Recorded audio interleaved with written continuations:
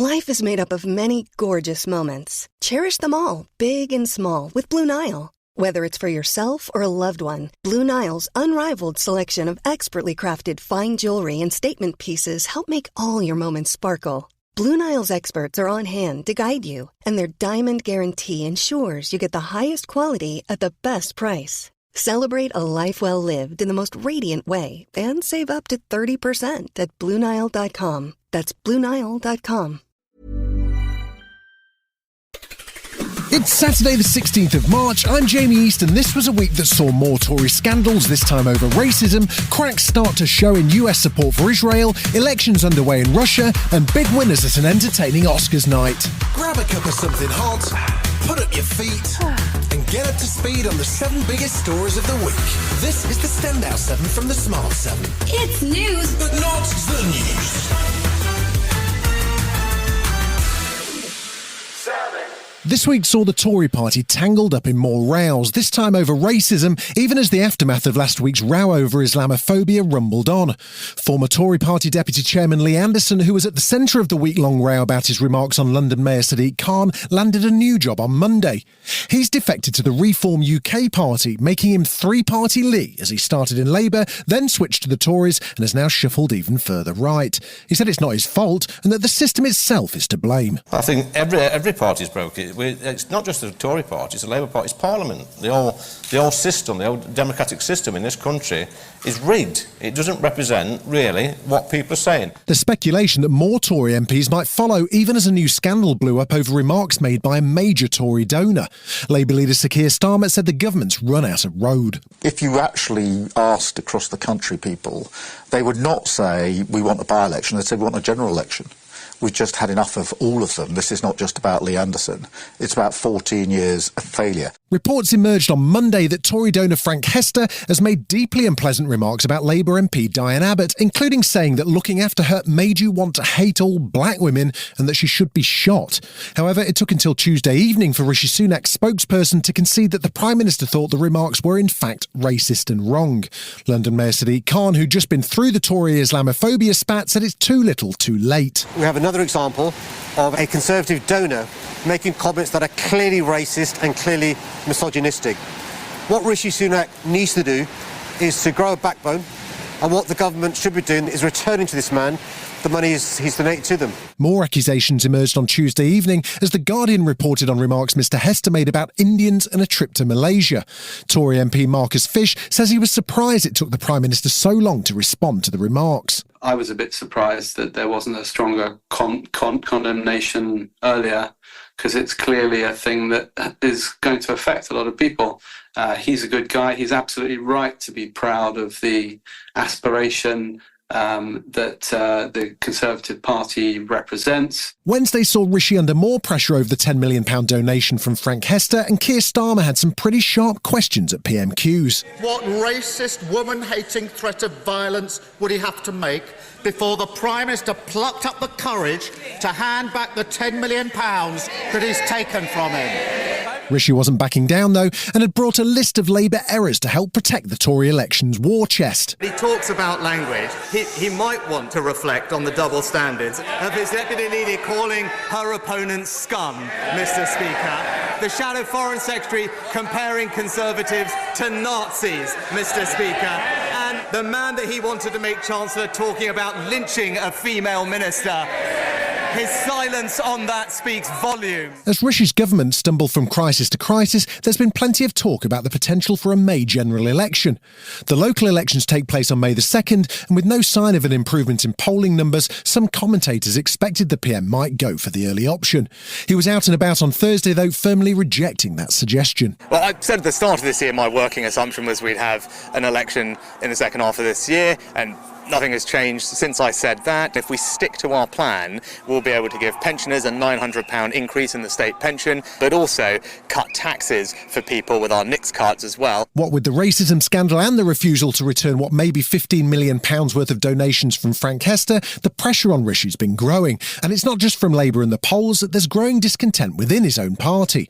Deputy Chairwoman of the European Research Group and MP Andrea Jenkins was making her views clear on Radio 4 on Thursday morning. I Ideally, I personally want a new leader before the election and start delivering on our manifesto commitments. Then these disaffected voters, which we are seeing, I do think we can bring them back.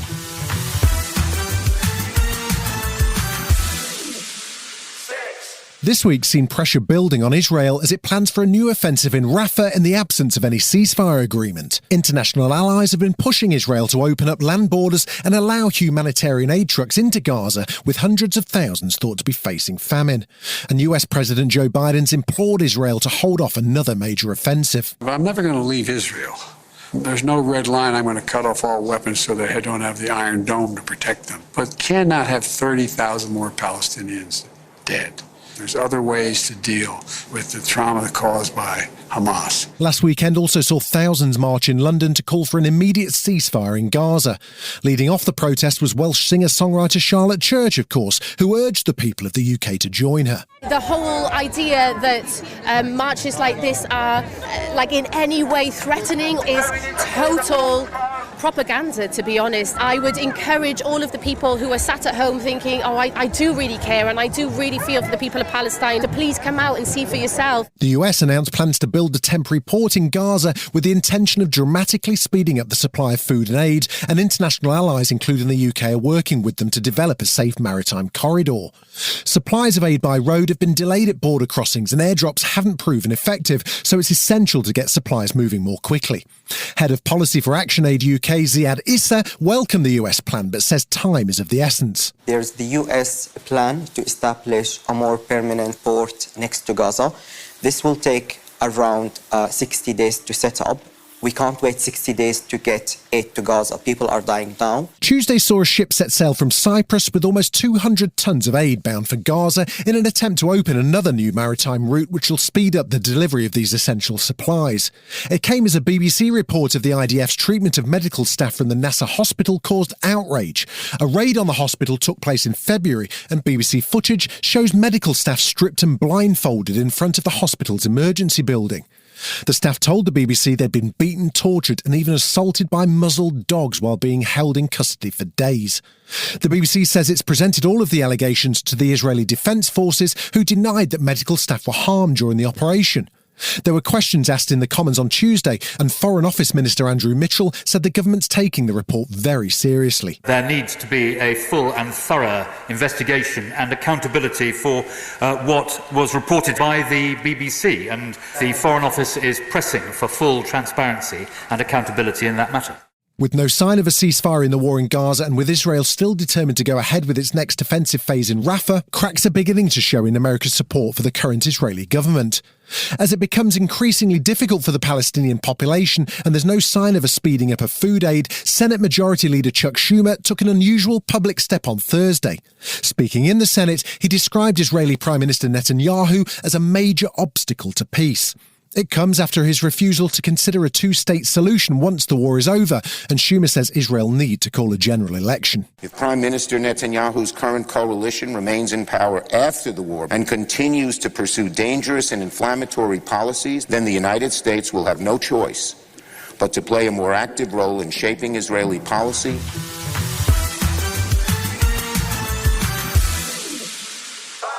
Pope Francis came under fire last weekend after an interview in which he seemingly puts the onus on Ukraine to make peace with Russia.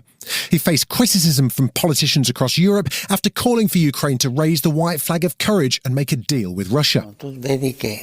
When you see that you are defeated, when things are not going well, you have to have the courage to negotiate. One may feel shame, but how many dead will the war end up with? And it will end even worse. Meanwhile, voting officially started on Friday for the Russian presidential election, which Vladimir Putin is expected to win comfortably.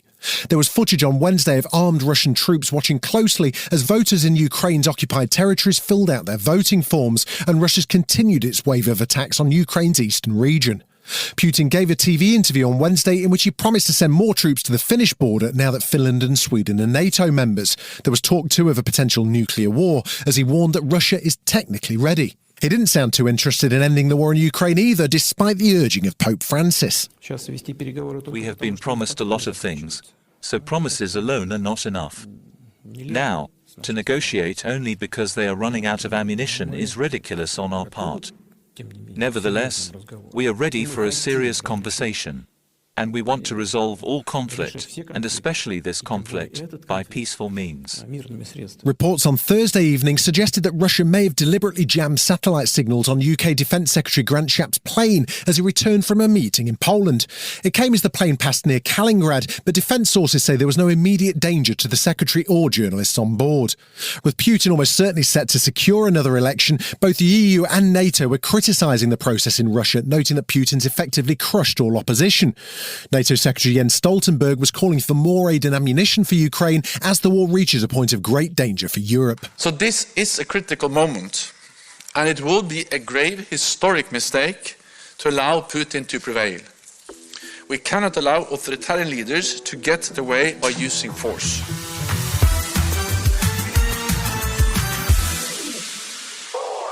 We're just over 2 weeks on from Prime Minister Rishi Sunak's somewhat odd anti-extremism speech from the Downing Street podium. Since then, we've seen the man at the centre of the Islamophobia row leave the Tory party and a new racism row over remarks from a Tory mega-donor. It may be hard to remember who the extremists are supposed to be, but Levelling Up Secretary Michael Gove popped up in Parliament on Thursday with a helpful list of organisations and a new definition of extremism. He listed 2 far-right groups and 3 Muslim groups that he said gave rise to concern because of their Islamist views.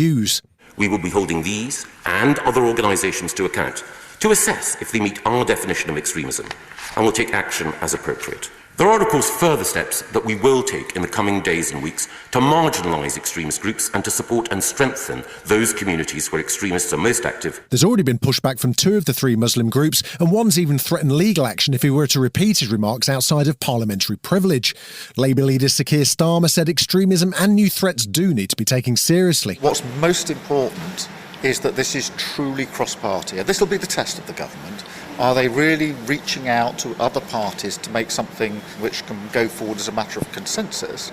Or are they going to try and use this for party political point scoring as we go into the election? Still to come on the Standout 7, big wins at the Oscars and bad news for TikTok. Right after this.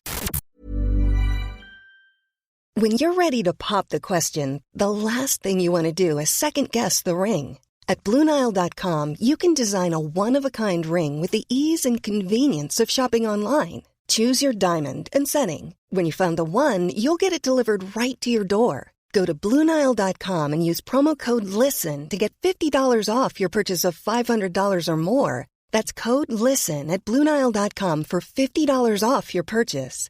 BlueNile.com, code LISTEN. Welcome back. Wednesday saw the government publish the Post Office Horizon Bill, which is intended to draw a line under the scandal, which has seen hundreds of innocent people convicted because of an IT error. It's the first time a piece of legislation's ever been created to quash convictions en masse, but the public outrage over the scandal has forced the government's hand. There was concern that a bill like this sets a legal precedent for Parliament to interfere with judicial independence, and Lady Chief Justice Dame Sue Carr has testified she didn't believe it was necessary to use legislation to resolve the issue. Prime Minister Rishi Sunak was enthused, however, pledging justice for the hundreds of innocent sub-postmasters who fought long and hard for justice. Today, we're introducing legislation to quash convictions resulting from this scandal. The Department for Business and Trade will be responsible for the new redress scheme, and we're widening access to the optional £75,000 payment. One of the sub-postmasters, Rab Thompson, wasn't impressed, though. He said there'd been no sign of even a refund of the money he was required to wrongly pay back to the post office. Where is our money that we were quick enough to put back into the post office, but the post office is not quick enough to pay us for what we went through, well, especially me, in the last 20 years.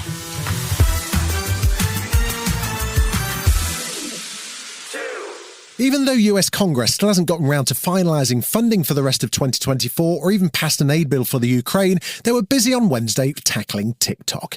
The social media platform is ultimately owned by Chinese company ByteDance, and the bill, which passed comfortably, requires that parent company to sell it or face a ban. The White House has indicated it supports the bill, and China's warned a ban will come back to bite America. It's still not clear if the bill had passed in the Senate, but former House Speaker Nancy Pelosi was pitching the bill as a positive for the social platform. This is not an attempt to ban TikTok. It's an attempt to make TikTok better. TikTok. Tic-tac-toe. A winner. A winner.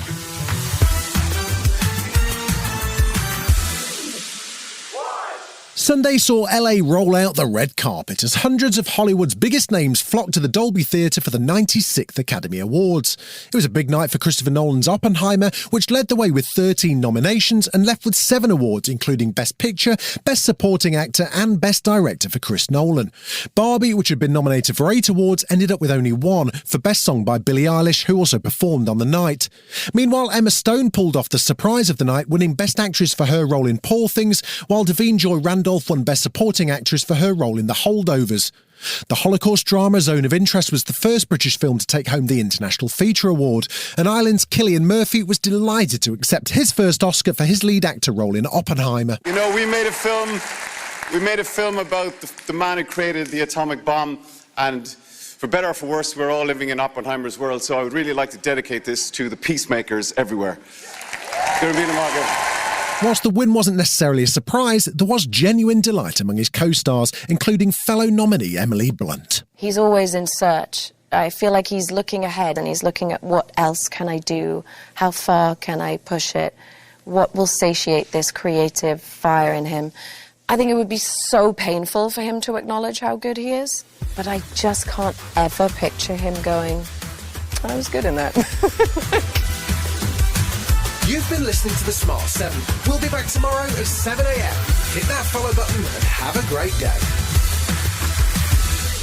Give us 7 minutes, we'll give you the world. Botox Cosmetic, out of botulinum toxin A, FDA approved for over 20 years. So, talk to your specialist to see if Botox Cosmetic is right for you. For full prescribing information, including boxed warning, visit BotoxCosmetic.com or call 877-351-0300. Remember to ask for Botox Cosmetic by name. To see for yourself and learn more, visit BotoxCosmetic.com. That's BotoxCosmetic.com.